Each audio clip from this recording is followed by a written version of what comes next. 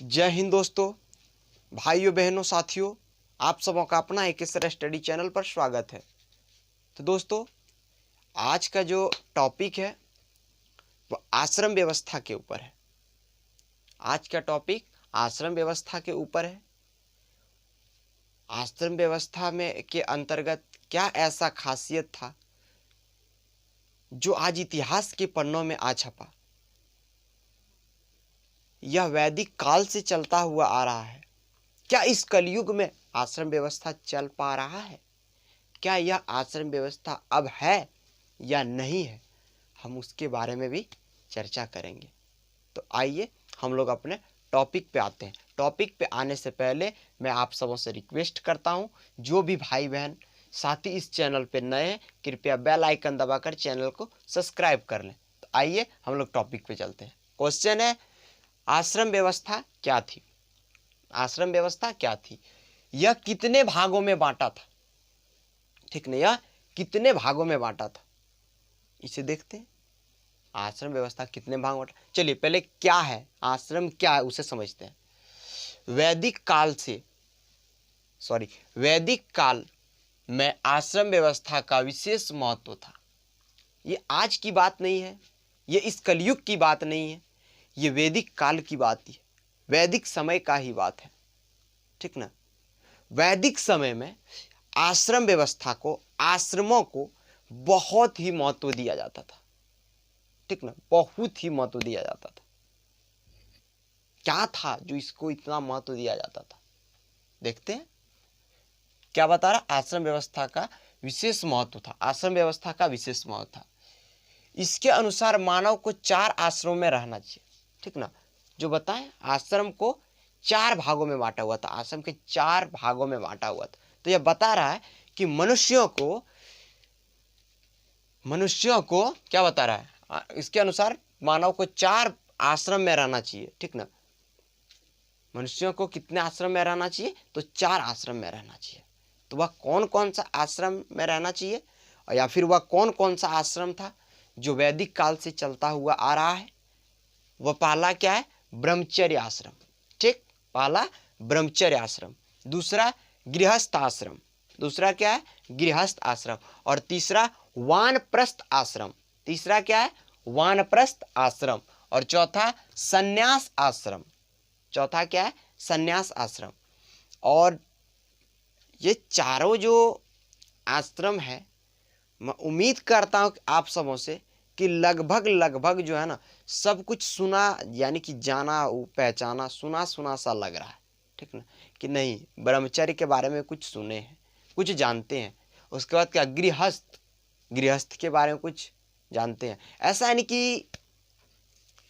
कि कुछ सुना सुना सा लग रहा है। ठीक ना? कि कई बार सुने हैं, क्योंकि ये पता नहीं है कि आखिर में गृहस्थ आश्रम क्या है, ब्रह्मचर्य आश्रम क्या है, ठीक ना, वानप्रस्थ आश्रम क्या है, और संन्यास आश्रम क्या है, ये पता है। चलिए हम इनके ऊपर भी चर्चा करेंगे, एकदम बारीकी से समझाएंगे। आइए अब आश्रम को समझते हैं। क्या इस कलयुग में आश्रम व्यवस्थाएं खत्म हो गया या है? इतिहास हमें बहुत कुछ सिखाता है। आज ये सृष्टि जो रचा है, ये सृष्टि, ये दुनिया चल रहा है, तो वह इतिहास के बदौलत चल रहा है। तो कैसे इतिहास के बदौलत चल रहा है? कैसे चल रहा है इतिहास के बदौलत? क्या जानने का प्रयास कभी किया आप लोगों ने? स्टूडेंट, नहीं किया। क्यों नहीं किया? तो कोई बात नहीं है, नहीं किया। अब जानने का प्रयास करेंगे। जब जगा तबे सवेरा। क्या? चलिए, तो जो इतिहास है हमें बहुत कुछ प्रेरणा देता है, हमें आगे बढ़ने का मार्ग मिलता है, तो इतिहास से मिलता है। जैसे वैदिक काल में आश्रम की व्यवस्थाएं थी, तो आज इस कलयुग में क्या आश्रम की व्यवस्थाएं है? कमेंट करो फटाफट, कमेंट करो, क्या है बताओ। नहीं है? क्या है रे? नहीं है, क्या बता रहा है? भले में आश्रम का नाम बदल के कुछ दूसरा रख दिया है, क्योंकि हम पहले बता चुके हैं कि हम लोग जो हैं वह अपने पूर्व कालों का जो है ना कॉपी करते हुए आ रहे हैं, बस थोड़ा सा बदलाव कर लिए, थोड़ा परिवर्तन ला के रखे हैं। जैसे हम लोग के दादा परदादा जो थे वो क्या धोती पहनते थे, लेकिन आज का जो मॉडर्न जमाना जींस हो गया, ठीक ना, उसी तरह कुछ ना कुछ बदलाव करके कहते हुए ला रहे हैं। ठीक उसी प्रकार आश्रम का नाम बदल के आजकल क्या रख दिया गया है, क्या रख दिया गया, छात्रावास, ठीक ना, छात्रावास नहीं समझ में आया, हॉस्टल, ठीक, लॉज। चलो नवोदय विद्यालय का नाम सुना है, उसे समझ लो। कस्तूरबा गांधी विद्यालय का नाम सुना है ना, उसे समझो। तो ये सब कहां से आए, तो ये सब आश्रम, इसे हम आश्रम भी कह सकते हैं। आश्रम आज के जमाने के अनुसार नहीं, हम वैदिक काल के अनुसार इसे आश्रम कह सकते हैं, क्योंकि वहाँ स्टूडेंट छात्र छात्रा रह करके पढ़ाई करते हैं, अपने शिक्षक के निगरानी में रहते हैं। तो क्या आश्रम व्यवस्था खत्म हुआ है, नहीं हुआ है, बस उसका नाम चेंज हो गया है, ठीक ना। आश्रम से छात्रावास बन गया, हॉस्टल बन गया, ठीक। यहां तक समझने में कोई दिक्कत? उम्मीद करते हैं कि आप लोगों को आश्रम के बारे में कुछ तो जरूर समझ में आ गया होगा। नहीं यदि समझ में आए तो कस्तूरबा गांधी याद रहेगा ना, हाँ, महात्मा गांधी की पत्नी के नाम से चलता है कस्तूरबा गांधी स्कूल। तो वो क्या है, छात्रावास, वहां पे रह के बच्चे स्टूडेंट पढ़ाई करते हैं, इसे भी आश्रम समझते। नवोदय समझता है ना, हाँ, तो वहां पे भी स्टूडेंट रह के पढ़ाई करते हैं। उसके बाद लॉज वगैरह में बहुत सारे लड़के जाके पढ़ते हैं। तो ये सब क्या हो गया, आश्रम हो गया। चलिए अब देखते हैं, यहां तक तो क्लियर हो गया। अब हम लोग आते हैं ब्रह्मचर्य आश्रम के ऊपर। किसके ऊपर आते हैं, ब्रह्मचर्य आश्रम। क्या था ब्रह्मचर्य, देखते हैं। ब्रह्मचर्य आश्रम, ब्रह्मचर्य आश्रम 25 वर्ष के व्यक्तियों को आश्रम में रहना होता था। ब्रह्मचर्य आश्रम जो था वहां पे 25 वर्ष तक के व्यक्तियों को आश्रम में रहना होता था, ठीक ना। वहां पे 25 वर्षों तक, ठीक, वहां पे 25 ब्रह्मचर्य आश्रम में 25 वर्षों तक ही रखा जाता था, ठीक। कितने वर्षों तक, तो 25 वर्षों तक। चूंकि 25 वर्षों तक इसलिए रखा जाता था क्योंकि आजकल देखते हैं कि 25 वर्ष की आयु में लड़का लड़कियां जो है ना वो मिनिमम ग्रेजुएशन से मतलब एमए कंप्लीट कर लेता है, ठीक है। तो यानी कि उस मतलब आश्रम में रख के उन लोगों को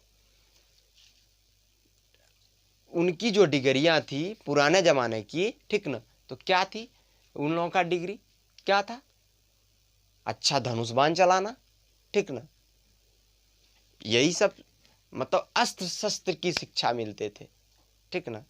मंत्रों का शिक्षा मिलता था, मंत्रों का उच्चारण किस प्रकार से किया जाता है, यानी कि वैदिक काल की ये बात है। लेकिन आज जो है, आज इस मॉडर्न जमाने में हर चीज पे चर्चा होता है। तो कितने वर्ष तक के बच्चों को ब्रह्मचर्य आश्रम में रखे जाते थे, तो 25, लास्ट कितना, तो 25 वर्ष तक के आयु के बच्चों को वहां पर रखा जाता था, ठीक।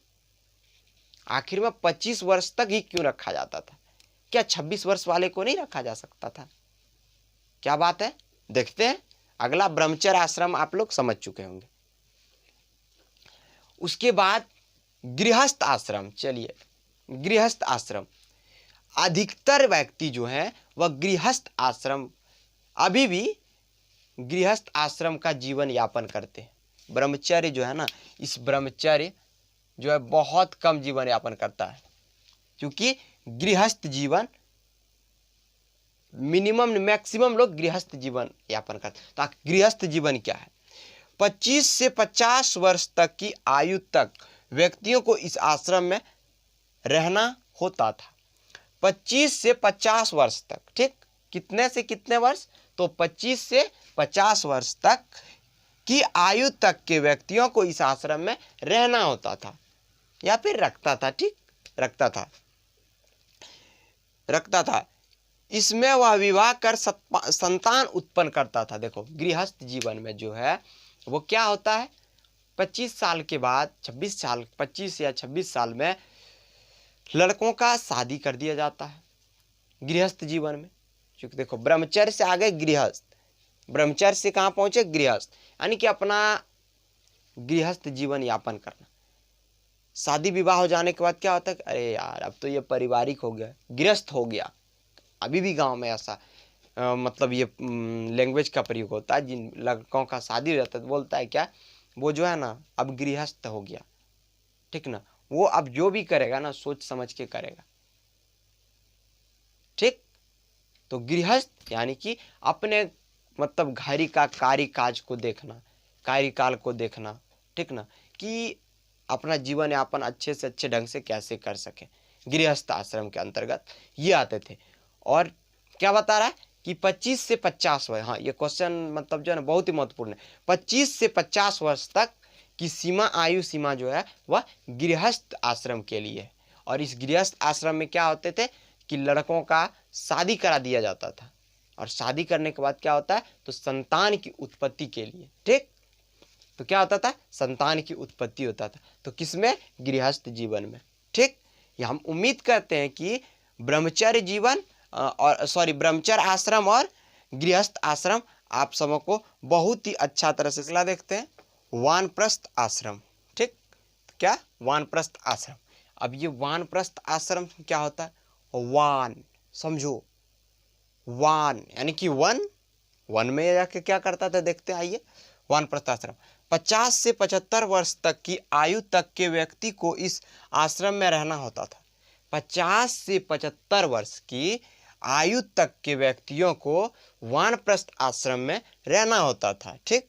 इसमें व्यक्ति घर परिवार छोड़कर, ठीक, इसमें क्या करता था, व्यक्ति घर, अपने घर परिवार को छोड़कर वनों में जाकर, ठीक, घर परिवार को छोड़कर वनों में जाकर आध्यात्मिक, ठीक, आध्यात्मिक दार्शनिक शिक्षा प्राप्त करती थी, आध्यात्मिक दार्शनिक शिक्षा प्राप्त करता था। तो कौन से आश्रम के अंतर्गत, तो वानप्रस्थ आश्रम के अंतर्गत, ठीक।